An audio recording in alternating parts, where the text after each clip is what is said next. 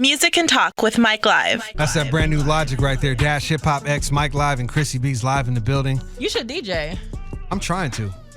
That's what I'm trying to do right here. No, really, you should. I'm trying to DJ every Saturday. You know what I'm saying? Right. Yo, Khrissy, I'm excited. This next guest that we got coming up. Yeah, me too. Definitely. You know, we really try to do this show where we're talking to like you. You know, it's a personable show. It's not. I'm not talking to a crowd. Like if you tuned into this show, whether it be on a smart device or they got the, I don't know if you guys know this, we're on the Apple TV now. Dash Radio's on Apple TV. So if you got Apple TV, all you do is download the Dash app and you can just listen right at the crib. So if you're tuned in a new car, I'm excited about that too because we in all the new cars. Oh. So Dash Radio is doing it major right here, Dash Hip Hop X.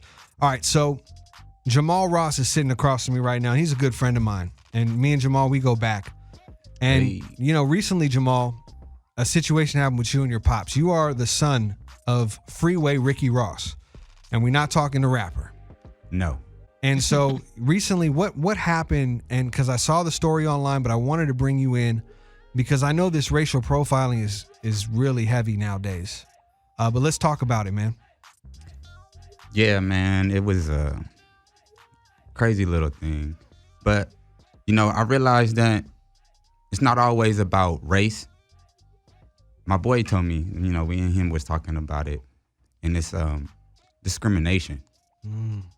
And I mean, that's just as bad as racism. You know, being discriminative. Yeah. You know, looking at a person and deciding or making a choice as to how you think they are and discriminating and acting upon that discriminative thought. You know, or discriminatory, however you pronounce it. Yeah. You know, right. We get discrimination. And, you know, race is next to it and, you know, similar other things. But, you know, it was just strange the way it happened. You know, we were just in the car in the loading zone. You know, the cops say we were parked in the loading zone. And where was this? In Alhambra. Okay.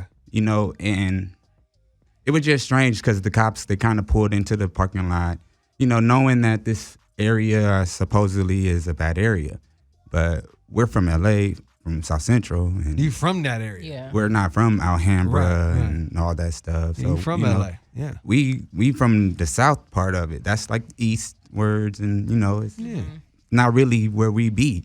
You know, so we're there with a few people and guys going to, you know, check into the hotel, and these cops, they obviously surveyed this area. They pull into the area and block the exit, and like they kind of scan the environment. And I scanned the environment, my dad scanned the environment, and we both were like, you know, this not really somewhere, you know, like, I don't know how you would say it. It was we spotted stuff. You know? Right. Yeah, you saw stuff that you were like, okay, hold up. Yeah.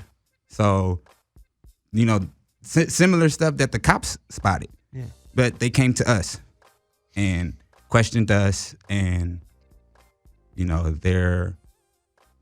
one of their phrases was we didn't cooperate the way that they wanted us to. And what's that mean? I was confused because we cooperated. So if we do everything that you ask, like, that's cooperation. Now, if you're telling us to do extra stuff above and beyond, then, you know, where is that at? Right. In the laws, you know? And it was just strange. You know, we're sitting in the car. They asked my dad, you know, for his license. Asked him if he's on parole or probation. He says, "Is this car yours?" Is that the question too? Did you get that one too? That too, you know, all that stuff. He's not on parole. He's not on probation. It's actually the day before that was his 10th anniversary of being home. Wow. So, you know, that's something else to think about as well. You know, right? The people and all that stuff. Right. You know, so he asks my dad for his ID. My dad gives it to him. He asks me for mine. I give them to him. You know, there's a corporal, and the corporal is 2 stripes with, a sergeant. You know what a sergeant is? Yeah, they have sergeant. 3. Okay. A corporal has 2. Okay. So the corporal and there's a regular officer. And the corporal is the one that's basically engaging us. Who, why are you here? And let me see your ID. And, he's the one engaging my dad. Yeah. And he walks away with my dad's information. And the officer talking to me, he basically, asks me my information. And wait, so you're in the passenger seat of the vehicle when he's... I'm in the passenger seat. So you're not even driving the car? No. And the car's not licensed to you? No. It's my dad. My dad. So he's just fishing for you now? The car is a dealer's car. My dad sells cars. Right. Okay. Right. So the car has dealer plates on it. It's registered under a licensed dealer. Phillips Auto Group. It's on Instagram. You can look at them, get your cars there. Shout out. Right. Yeah. But the cop he walks away. The corporal he walks away, and this cop he's talking to me, and where's your dad at? Right at sitting next to me in the car. We're in the car together. Okay. And he asked me, am I on parole and probation? And I say I'm on parole, which is I have to state that. Right. So as I state that, he goes and he's standing next to me. He tells the corporal, which is his supervisor, his higher ranked officer, hey, he said he's on parole. The corporal must have thought that he was saying my dad said he was on parole because he instantly gets upset. Who said he was on parole? He said he wasn't on parole. And he hurries to my dad's side of the car. Wow. You said you weren't on parole. And my dad he leans I'm not on parole. My son is. And then he looks in the car at me mad, are you on parole? And I'm like, yeah. And then he was he kind of he got out of his face came out of my view. And then he's like, get out the car. And then my dad's like, for what? And then he was like, he's on parole and we're going to search the car. So my dad's like, all right. He gets up. Full cooperation. He gets out the car. Right. I'm still sitting in the car. I see my dad walk over and I hear the cop tell my dad, sit on the ground. And my dad goes, no, I'm not sitting on the ground. And the cop says, you're sit on the ground. And my dad said, I thought you wanted to talk to me. Right. So If you wanted to talk to me, you talk to me like a man and I stand. Right. Why do I have to sit on the ground? Yeah. Right. And he said, sit on the ground. And my dad said, if you want me to sit on the ground, you might as well just put me in the back of the police car because I'm not sitting on the ground. I'd rather go to jail than sit on the ground for you. So I'm still sitting in the car. The cop that was talking to me, he comes in, he tells me to get out, puts handcuffs on me, and puts me in a car, in the police car. So, as I'm walking past to go, past my dad, the cop's still talking to my dad, and my dad's telling him, I don't even know why you're talking to us. Right. Why are you even talking to me right now? So I explained to the cop that I studied where I'm in. Yeah. I'm on parole. If I live in a house and the house isn't in my name, if I tell my PO, this is where I stay at, this is my room, he's only by law allowed to go in my room. Right.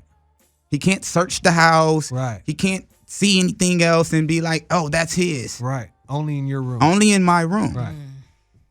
If I'm sitting in a car, they're only supposed to search where I'm at. That perimeter. If they do anything else, they are out of line. So for them to even question my dad had them out of line. Being that my dad was cooperating. My son's on parole. Do what you got to do. We're good. So your dad doesn't. So your dad doesn't want to sit. No, he doesn't want to sit on the curb. And what happens? So we're talking to Jamal Ross, by the way, son of Freeway Ricky Ross, live here at Dash Hip Hop X, Mike Live, Khrissy B. Shout out to Mike Live. I gotta just reset, make sure people know what they tuned in. Go ahead. Right. So your pops didn't want to sit on the curb. Now what happens with your pops?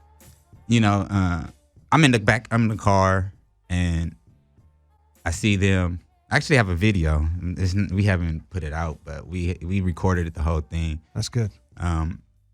My dad basically tells the guy that's going to stay at the hotel, hey, turn your camera on.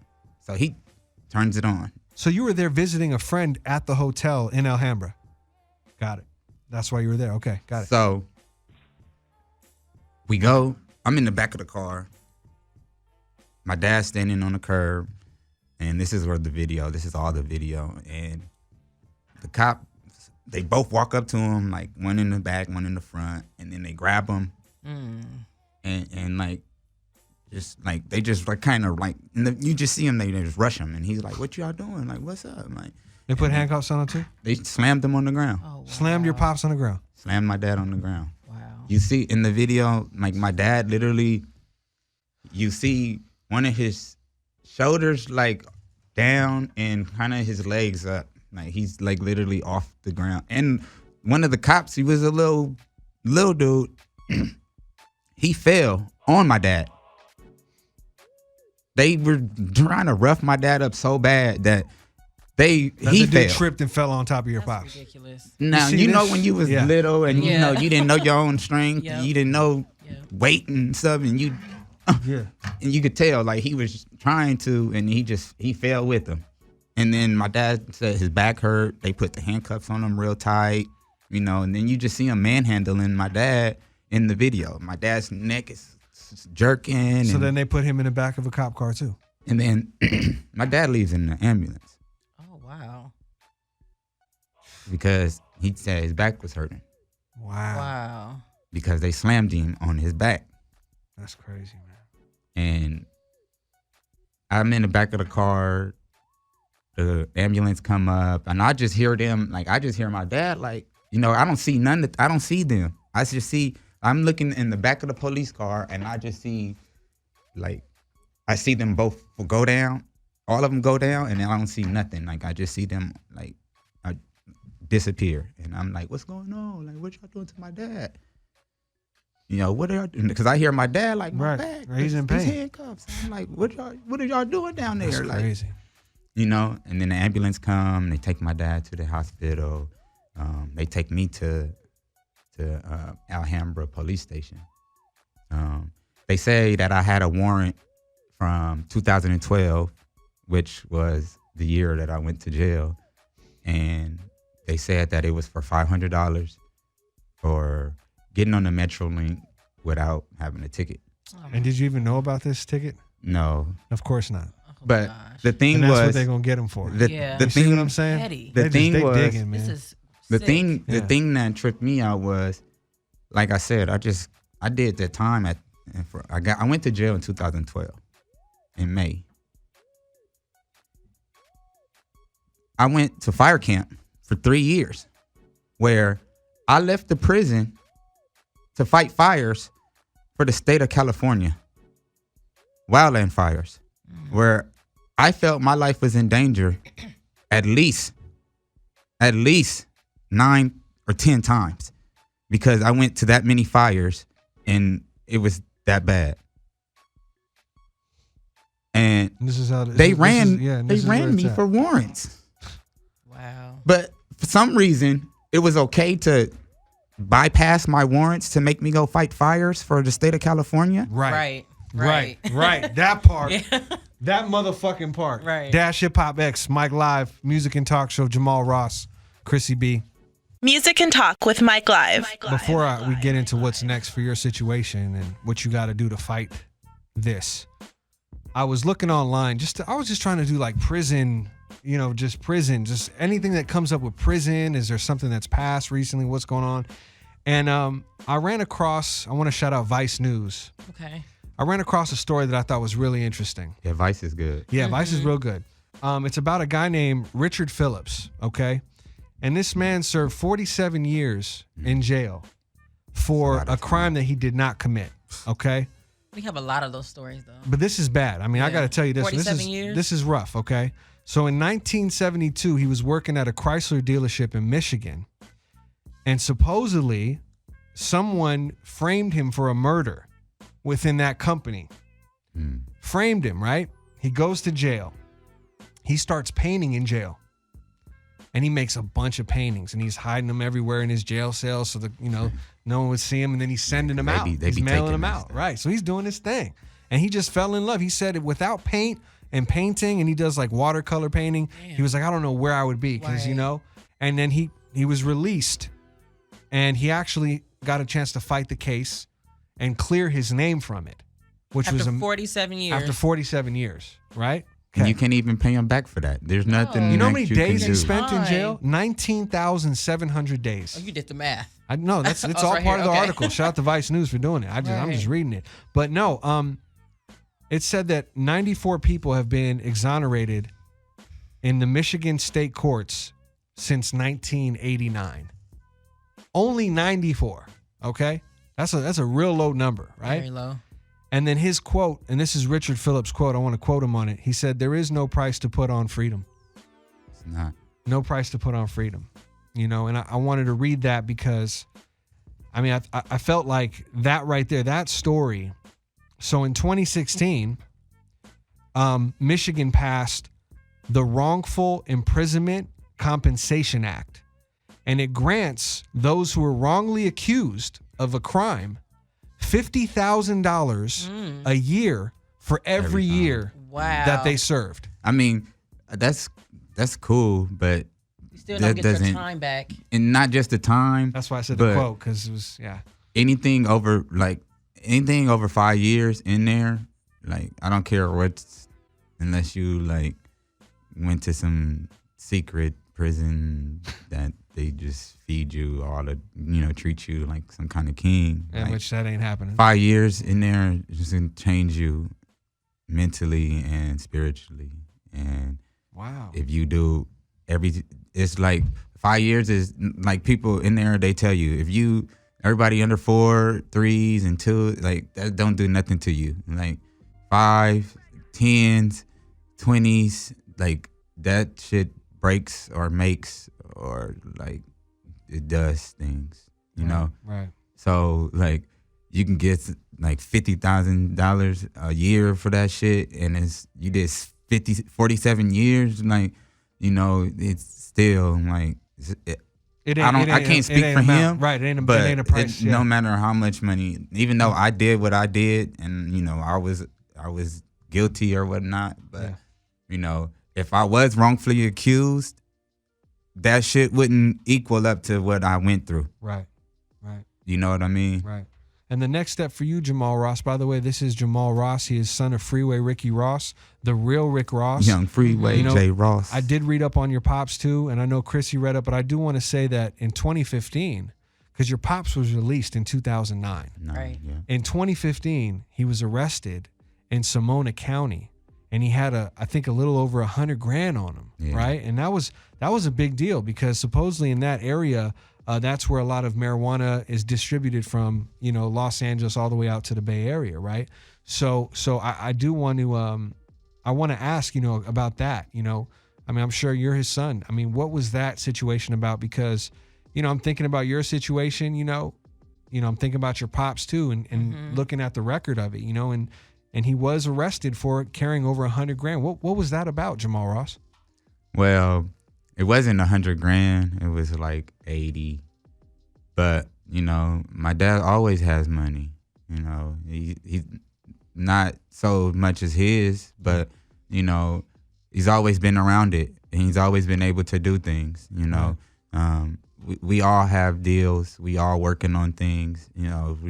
We coming from the streets underground with T-shirts and books and fucking going to Paris. You know what I'm saying? So we don't got no corporations backing us. We don't got IBM and Universal and Sony that's transferring fake money through wire transfers. Right. You know what I'm saying? We don't got none of that. Like we got stuff that's in the streets. Like we not out here. We out here like getting it. Like yeah, I know. you know what I From the mean? soil.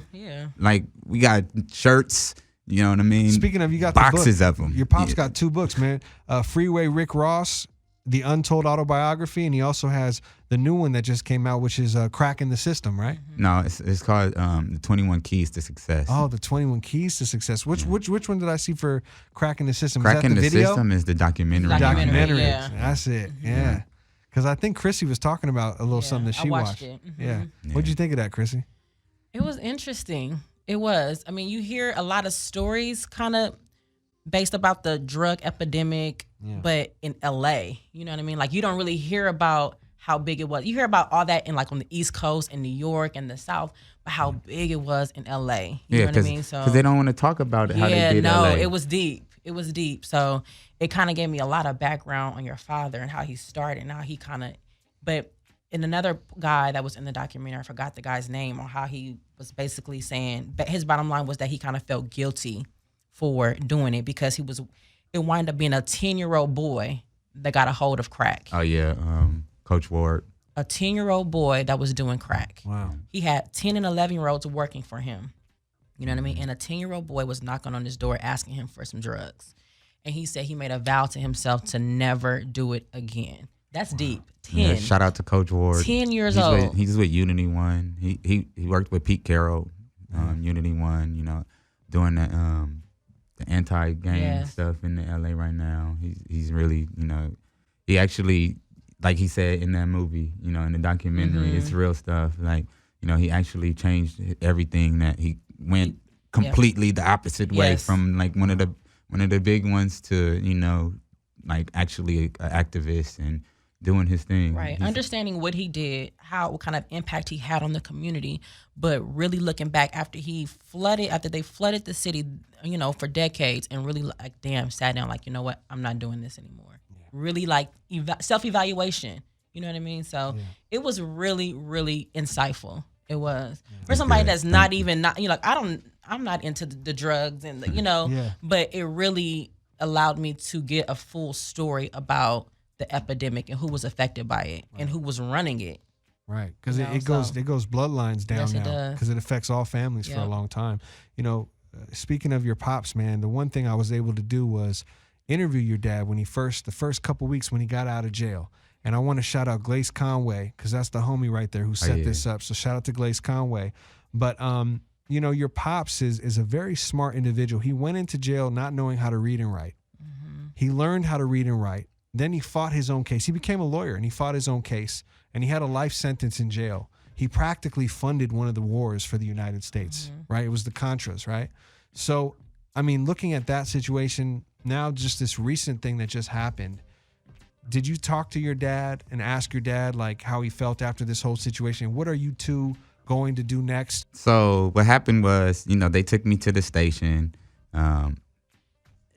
When we were initially there at the scene, you know, because I studied law and stuff like through the streets, and I didn't go, you know, there's not like law school. It's funny to me because they teach them different. They got like fraternities and different groups. So in law school, certain lawyers work with each other, and certain lawyers try to give each other information before the other ones get it, so they can be in better advantage and stuff. Yeah. But in the streets, the legal people, when they find out a law, they instantly give it to their people, you know, and I go around those people, you know. So that's why I was telling the cops, you know, I studied the 15, you know, Title 15. I studied my parole rights, you know, and he told me, I understand, but we're going to proceed like this, you know. So lets me know, you know, you want to go about your way. They don't give a you know, so basically. We tried to talk to them. You know, I was explaining to them the whole situation because they didn't have to take me to the police station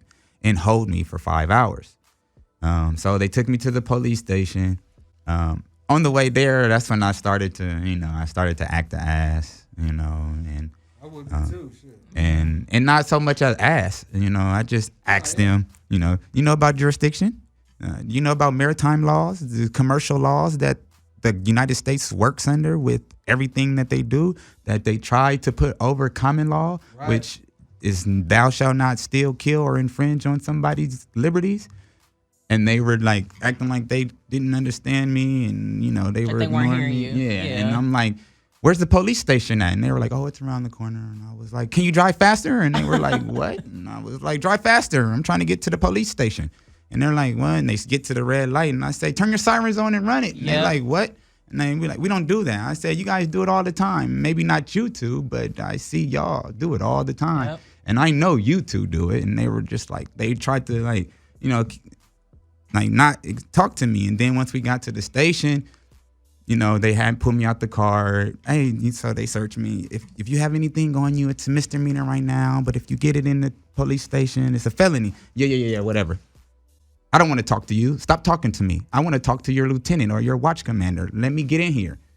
And they were like literally trying to keep me from going in the station so I could talk to the watch commander. And then when I got in there, and the jailers, there was 2 ladies, and they were really nice. You know, they were like, we don't even know why you're in here. The ticket was $500 from 2012. Like, wow, it was weird, you know. That's crazy. That is. So that's fucking crazy. They like, finding something. like I literally sat in there, and the lady, like, cause when you go to jail, you're supposed to get a free call. So I asked instantly, can I get my call? And the lady was like, oh, you're not gonna be in here long. You just had a ticket. That's when she told me, I don't know why you're here. So she was like, I'm not gonna even give you the call because you're gonna be gone. And crazy, man. And it turns out to be where we were waiting on some officer, the watch commander at the time, to basically clear me on my paper, like sign my paper. And that took 5 hours. Wow. Give or take. They hemmed us up. I was actually texting my cousin on the phone when the police were. So you shouldn't have to pay that $500, bro, right? No. So when you go back to court, what I'm gonna argue is, I mean, for one, they said it's from 2012, and from 2012 all the way to 2017, I was in prison fighting fires for $1. Damn. So this was before you even went to jail. Before I even went to jail and So served. how does this affect your parole? It doesn't. Both my PO and his supervisors apologized for the situation that I got put into. Okay, it's a great question. That's good. You know, and like I respect my dad going, what he did. Because he didn't want to sit on the curb. Regardless, he said, if you want me to sit on the curb, then take me to jail. Do you think they knew who your father was? I don't know. Yeah. It's hard to say. Mm-hmm. I had an incident when I was younger. Shout out to Young Lynx. I was with him. We were young. We were in Van Nuys. We got pulled over by the Van Nuys PD. And we were riding dirty. We was youngsters. We didn't give a fuck. We out here. And the lights, the back lights, they didn't work. It was tape on the lights. It was in an old Audi, and we was out there thugging like. So they pull us over. There's 4 of us in the car, I think it was 3 or 4 of us, and then they line us up against the wall. I was on parole at the time because I was fucking up a long time ago. Yeah. And I'm at the end though, far end. Lynx is at the other far end, and that story is a whole nother situation. I can tell. He kind of trying to get into it, but not really. But to get to the point was there was a sergeant that asked Lynx. He said, "Do you know?" He like, "What you doing with Freeway Rick's son?" And Lynx looked and he was like, "What?" And he was like, "That's my manager. Like, I do music." And then like I'm tripping because I'm way at this end. Lynx is way at that end, and then next thing I hear Lynx freestyling like, oh wow, no, he's freestyling. And I was looking, I'm like, is this nigga freestyling to the police? Like, what is he doing? And I'm like, man, they about to take me to jail. That's crazy. It's crazy, like, because Lynx be rapping about all kind of, he from the hood, like, so not from a hood, but the hood, know. And then they let us go. Well, you didn't get let go this last time. Nah. Right. I'm gonna tell you this. Jamal Ross, you're a friend of mine. I know your personality. When you were in jail, I was hitting you up on Facebook Messenger. That's how me and him would communicate. All those years that you served in jail. And I remember you telling me about the fires and sending me pictures of you fighting those fires. That's crazy. And for someone to fight those fires, put his life on the line for the state of California. Voluntarily, too. And then get treated like this, and then get treated like this. We do have a broken system. And it's broken. And that's not even the half of it, because this is like, I already know. This is me being like hella cautious and avoiding them. Of course. Well, you weren't even driving the car. That's another thing I have a problem with. If you're not driving the car and you're the son, that's your dad. Your dad's driving you around. Yeah. You know what I'm saying? It's not like you was driving the car. And that's the part that I'm kind of frustrated, because I see too many times people getting tickets for things that they shouldn't be getting tickets for. It's a whole lot when you get a ticket and you're only making $30,000 a year. and then you get a $400 ticket. Yes. If you're making $100,000, it's a little different. That little $400 ticket might not be as hard to pay, right? But this changes our lives. It does. You know, it does. I agree. So it's sad because, you know, you're trying to do something better. You're trying to better yourself. Even your pops.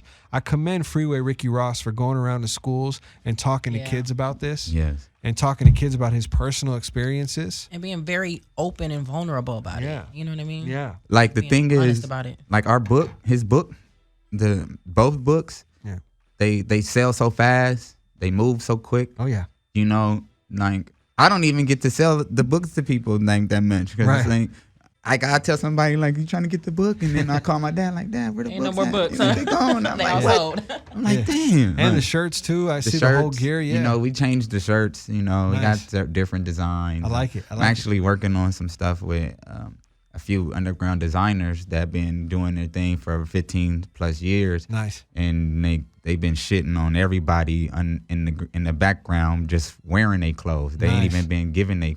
So we about to do some shit from the.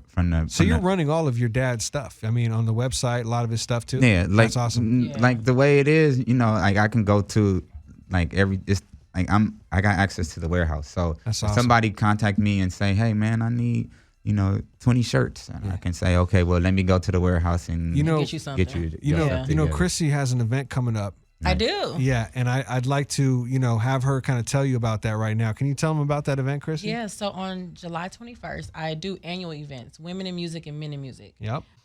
So Men in Music is coming up. I already did the women's back in March, April. Basically what it is to highlight music influencers, is to allow people in the music and entertainment industry really give us the backstory on what it is and what it takes to survive in the music industry. And I'm not talking about there's panels all the time and there's people like, oh, somebody come up story. No, this is not just the come up story. This is like the grit of what it really takes, like the good, the bad, and the ugly. Yeah, you know what I mean? Because it's a the lot of getting us. up and working. Yeah, and I feel like now we're in a generation when everybody does music. It's so many artists, it's so many producers, where I feel like I want to almost say it's oversaturated. You know what I mean? So even for those that are coming up that really, really are dedicated about it, it's like, okay, I have these people that we've been looking up to that are going to speak and really give you the 411 on how to really make it in this industry. It's real hard work. And I'm going to really give you the one-on-one on what it takes to, to survive. And also I incorporate like live performances. I do ciphers. I like that. Yeah, it's super dope. It's a vibe. It's very informative. When's that again, Khrissy? When's July that? 21st. July 21st. At Ivar, so that's right behind the study. That's right. Yep. Okay. Yeah. And we LA, we're all LA kids in here. You know what I'm saying? Yeah, I want to shout out SeaWorld, who's live in the building. He's been enjoying this whole thing. He's been on the show before. He's a good friend of mine. He works over at Cookies. I want to shout out my wife, who's always Shout out to Burner. and my guy Reggie. You know what I'm Cookies, saying? I gotta give Burner a shout out. Yeah, of course, man. But Jamal, man, I really appreciate you coming on this show today. Yeah. This was something I wanted you to, express to people and share with them this experience, because you really have to stand for something in this life, Exactly. And if you ain't standing for something, you falling for everything. And I think your pops, it reminds me a little bit of just, where we're at in 2019. If you didn't do anything wrong, why do I have to sit on the curb? Yeah. Or why do I have to stand with my hands behind my back, or whatever it may be, right? So I think that this whole situation, man, I wish you luck with this, but I also want to see you go in there and shine in front of the judge and make this story really hit the news and hit everyone, so they see, yeah, that's right, Freeway Rick did not want to sit on the curb, and they were wrong for what they did, and even you going to jail for 5 hours, that was wrong. It was uncalled for a $500 ticket. It was unnecessary. It's crazy. Once